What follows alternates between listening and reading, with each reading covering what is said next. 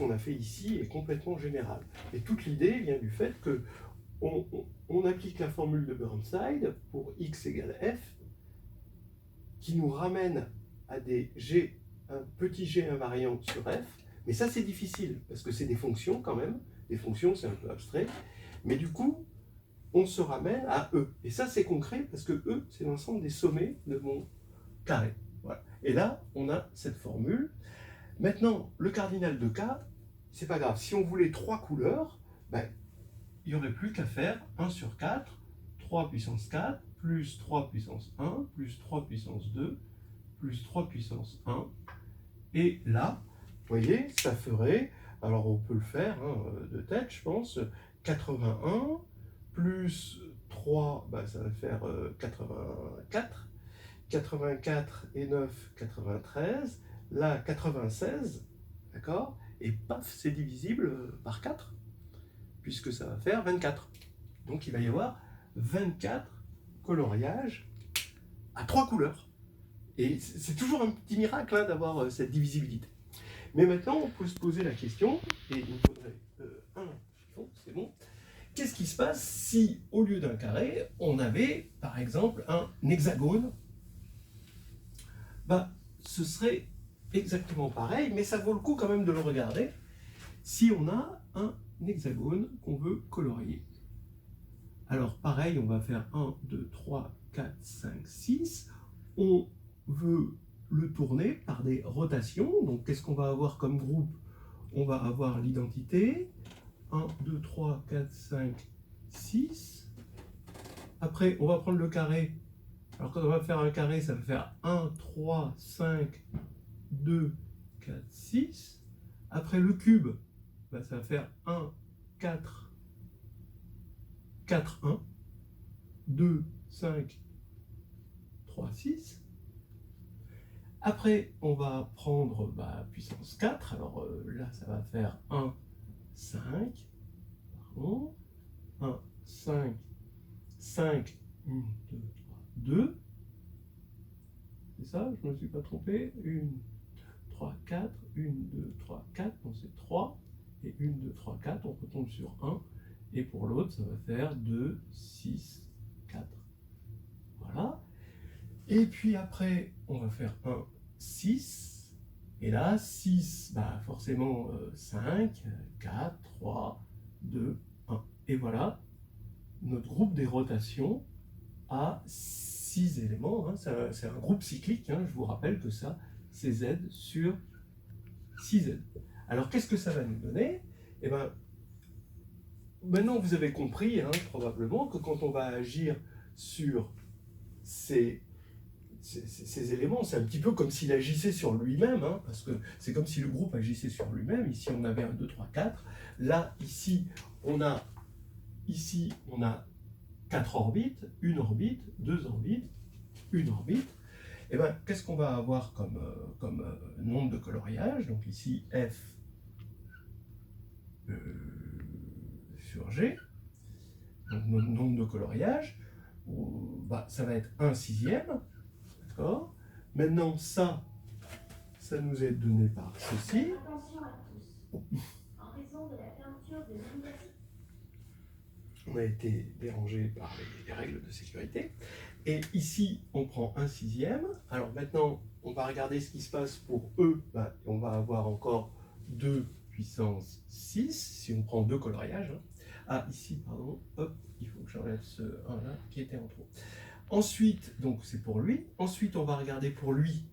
Et bien ici, 1 va aller vers 2, vers 3, donc il va y avoir qu'une seule orbite, donc c'est 2 puissance 1. Ici, 1 va vers 3, 3 va vers 5, et 2, donc vous voyez, vous avez les 2 orbites ici, donc ça va faire 2 puissance 2. Ici, 1 vers 4, vous voyez qu'on a 3 orbites, ça c'est intéressant. Là, 2 orbites, et là, une seule orbite. Voilà. Et après, ça nous fait un certain nombre de coloriages qu'il suffit de calculer, que tout le monde pourra le faire chez soi. Alors après, on pourrait se dire maintenant, que se passe-t-il pour N, donc G isomorphe à Z sur NZ. Et là, on part sur un N quelconque. Là, ça devient intéressant. Là, ça devient intéressant parce qu'on voit qu'on a fait plusieurs fois les mêmes choses. Comme par exemple, ici, lui et lui, ils sont de la même nature. On a un 1 ici et ici. Et pourquoi on a un 1 ? Parce que ce sont deux éléments, lui et lui, sont deux éléments d'ordre 4. Et comme ils sont d'ordre 4, et qu'il y a 4 éléments, il va y avoir une seule orbite. D'accord ? Donc, en fait, la question qu'on se pose, et c'est toujours la même question qu'on se pose avec les groupes cycliques, c'est combien y a-t-il d'éléments d'ordre D dans un groupe cyclique ?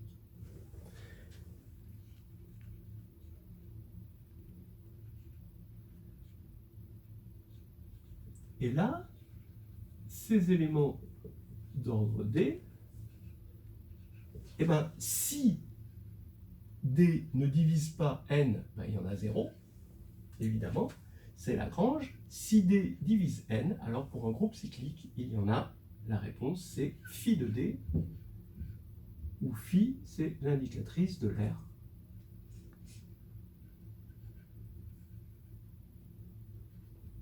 Ça veut dire qu'on va pouvoir, pour les éléments qui ont même ordre, on va pouvoir regrouper tout ça en une seule formule. Ce qui veut dire que maintenant, notre F sur G, ça va être 1 sur N, puisque le cardinal de G est N, c'est Z sur NZ, et on va avoir une somme à chaque fois pour les D qui divisent N. Donc on regroupe les éléments petits g qui sont là-dedans, on les regroupe par leur ordre, et à chaque fois qu'ils vont avoir un certain ordre, eh ben, le nombre d'orbites, vous voyez, il y a l'ordre, comme ça, ils ont tous le même ordre, tout ça, ça va être la même taille, et donc le cardinal de nombre de patates qu'on va avoir, c'est le cardinal de E divisé par la taille, c'est-à-dire divisé par l'ordre. Donc ici, on va avoir notre K, alors K, c'est le nombre de couleurs, c'est le cardinal de K, fois, ici, N sur D, ça c'est l'ordre de G, et combien il y a de G qui vont vérifier ça ? Exactement, phi de D. Alors, on voit ici, par exemple, que ici, on avait un élément d'ordre 1, c'est pour ça qu'on a phi de 1 égale 1. Ici, on regarde, ça c'est les éléments d'ordre 6, d'accord ?